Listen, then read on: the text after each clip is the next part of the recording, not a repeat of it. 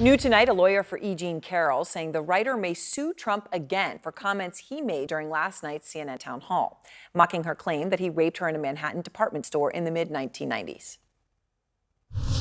I never met this woman. I never saw this woman. This woman said, I met her at the front door of Bergdorf Goodman, which I rarely go into other than for a couple of charities. This is a fake story, made up story.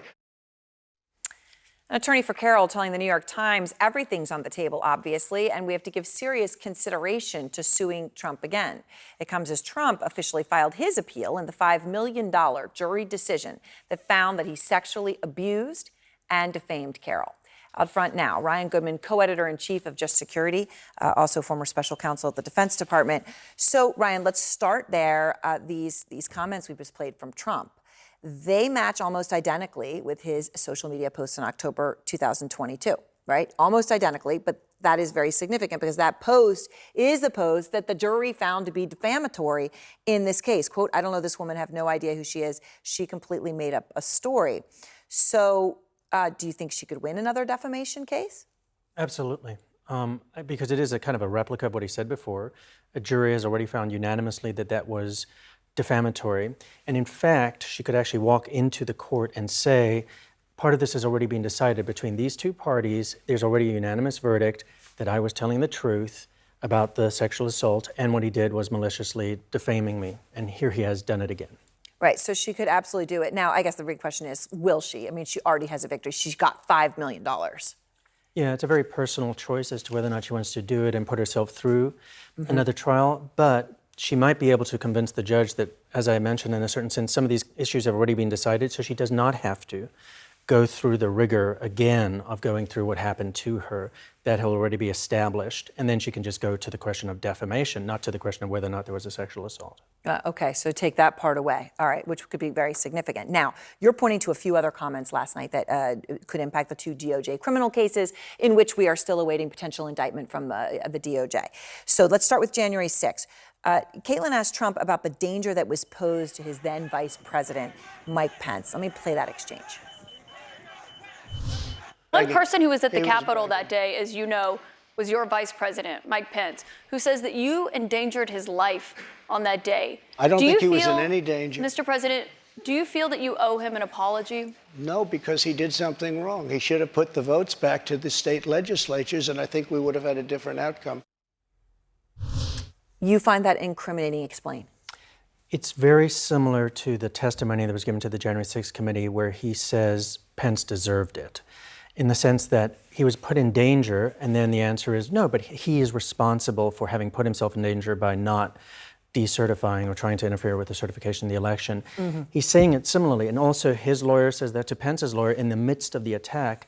Eastman says to Greg Jacob, no, you all are responsible for this because if your boss, Pence, had acted differently, there wouldn't be this violence.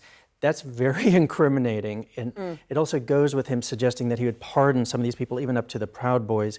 It's an endorsement of the violence in a certain sense, and I think that would be really important evidence that, in fact, the DOJ would use before a jury if they did bring it to that. All right, so that is significant. There's also the Mar-a-Lago classified documents case that you think is front and center here.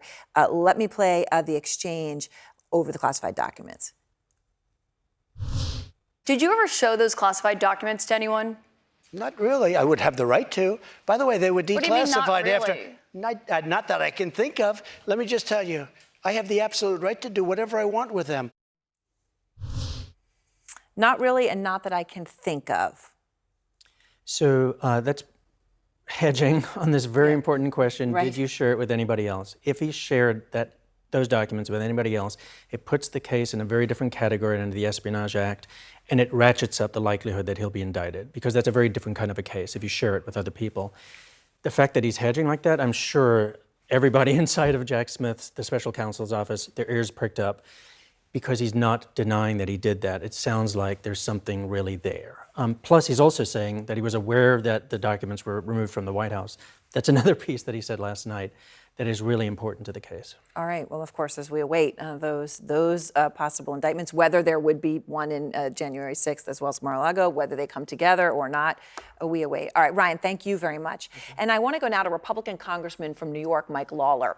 He has said the GOP needs to move on from Trump. And Congressman, I appreciate your time. So, you heard Ryan there explaining why Trump may have put himself in even more legal jeopardy with those comments that we were just playing about the classified documents case, about Pence and January 6th. But of course, the other part of this is that the people in the room were applauding Trump as he said this. What's your feeling about that? Does it make you want to move on from Trump even more?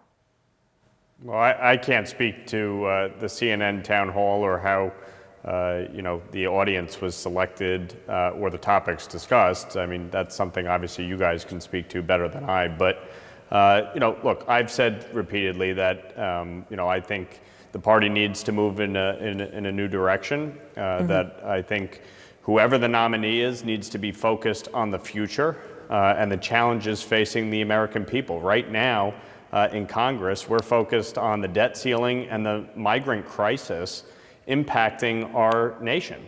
And, when I met with the president yesterday in my district, that is what I talked about. That was my focus on the issues that we're dealing with. And so, I'm not interested in relitigating 2020. I've said repeatedly, Joe Biden won the election.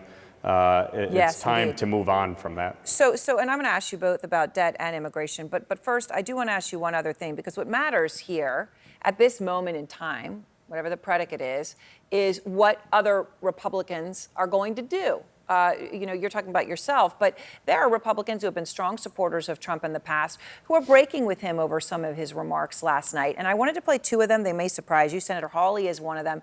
Senator Tillis is another one.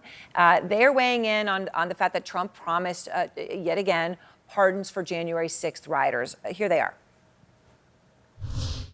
Anybody who crossed in to the into the Capitol under the circumstances that I witnessed firsthand, it's hard for me to have a positive predisposition towards them.